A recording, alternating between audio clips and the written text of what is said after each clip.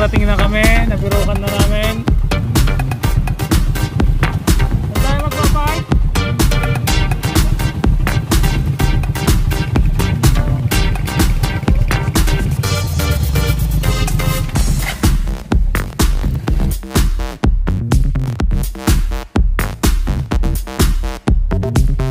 Ito na po yung ibang kasama namin. Ayan.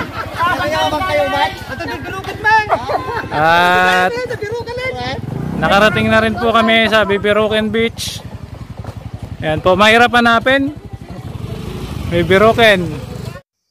Okay, welcome to Bibiruken Beach. Matatagpuan po ito sa Ginabon, Zambales. Ayan po, sa loob makikita ang mga cottage, mga kubo na pwede nating rentahan, guys. May mga available din silang salbabida. Tapos dito sa part na to, guys, ito pala yung hinahangaan nila dito, floating cottage na tinatawag nila. Ayan. Okay, ang ganda. Ayan, para kang nasa isang paraiso. Baba tayo, guys. Ayan. Matibay ang tulay na ginawa. Tapos, ayan. Ayan ang paligid ng Bibiruken Beach. Ayan, sa bandaron, may dalawa ding floating cottage. Tapos may mga truck na nagkakarga ng bato. Ayan, guys. Ayan. Yung tatlong floating cottage nila ay maganda. Then ang tubig malinis, malinaw, masarap maligo. Ayan, guys. Ang ganda ng buong paligid ng Bibiruken Beach. Ayan. Magiging masaya kung sino man ang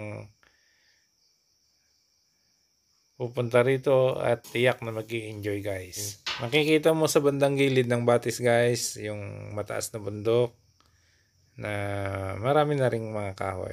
Ayan, malinis yung paligid at welcome po ang lahat dito sa Bibiruken Beach. Ayan, guys, punta na kayo dito at mag-enjoy para maranasan nyo rin, guys, ang magandang mga tanawin dito.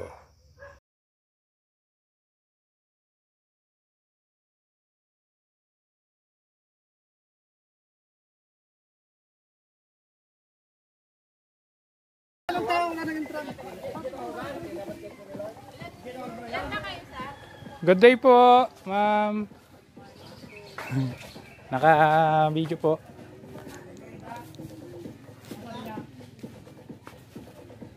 Manati cottage siya? 300, 500, 500 sa floating. So guys, yung cottage po 300. Tapos sa floating 500. Okay na po, maganda naman yung view. May entrance po tayong 10 pesos. Bukod pa yung entrance na. May entrance na 10 pesos per head.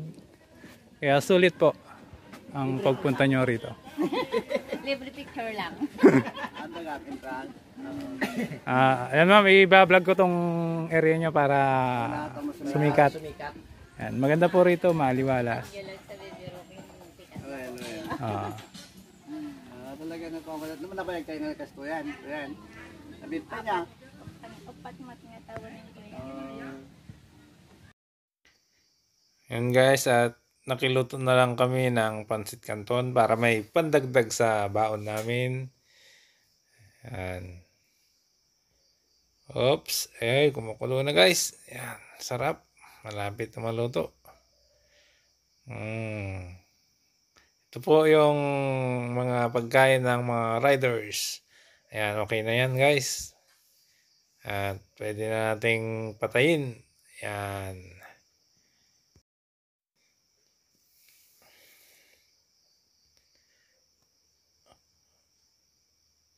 Okay guys, wait na lang saglit sa pansit canton at titimplahin na lang.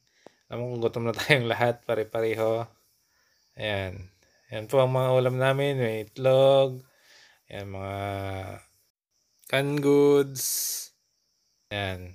Kamatis. Nilabas pa talaga yung lata eh. Ayan. Ayan. Masarap na yung gantong pagkain guys. Lalo na pag medyo pagod ka na at nasa mga beach ka. Kaya sabi na to. Wala ka nang masasabi pa sa ganitong klaseng pagkain. Masarap kumain lalo na kung nakakamay ka. Kaya guys, samahan nyo kami at pagsaluhan natin ang konting pagkain handa. Saksak mo na dyan. Yun guys, Pag nahawakan ko yung mic, wala na. kakain po muna kami at meron kami konting salo-salo. May mga dalang pagkain yung iba na kasama namin. Apoy asin. Yan ay gano'n. Asin talaga nito. Patis. Oo. Patis tayo, di asin. Patis pa rin. Ay, tagaya. Resto na maalat. Yan ay Jay, kwayam na Jay. Pansit nga ko na. Sa baka. Spaghetti tayo. Kaya pala ito. Maraming salamat sa cooker. Spaghetti. Spaghetti. Sige, Kuha at na lang mga kakain plato muna kami namin. guys. Eh, mangantay ang Grace. Noy. Yung puso ninyo na ha. Hindi kayo kakain? Yan, dahil gutom na po kami. Yan, kain muna po kami. Na, mangang.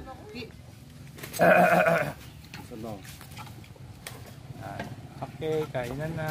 Mga banang. Nagkaliban na pa yung gamin, di bunjing ng Milo.